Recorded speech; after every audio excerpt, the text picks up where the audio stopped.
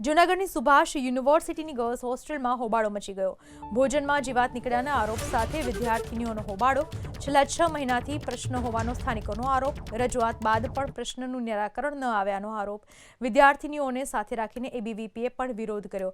એબીવીપીના કાર્યકરો પર યુનિવર્સિટીના કર્મચારીઓનો મારામારીનો આરોપ.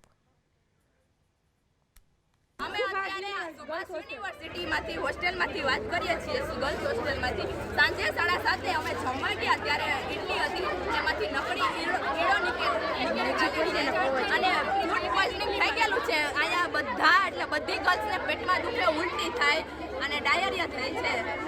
અને સરને રજૂઆત કરી છે તો સરે છે ને એમ કીધું છે કે 2 કલાક તમે સુધી જાણવો.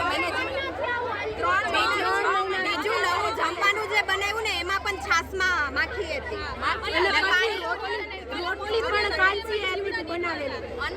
અમે સરને વાત કરીને તો સરે એમ કીધું કે તમે જાણો મેનેજમેન્ટ આવે એમ કરીને એને એટલી બધી કચરામાં ફેંકી દીધી અને ભાતમાંથી ને વાળ નીકળે, ખીલ્લી નીકળે, કેટલું બધું નીકળે, રબર નીકળે, વાતમાં એમ કે ઉડીને આવે તો ઈ બધા કે ઉડીને ઈ લોકો ક્યાં તો 6 મહિનાથી આવી રીતના અમે છીએ હોસ્ટેલમાં. મેનેજમેન્ટ જરા એટલે જરાય સારું નથી.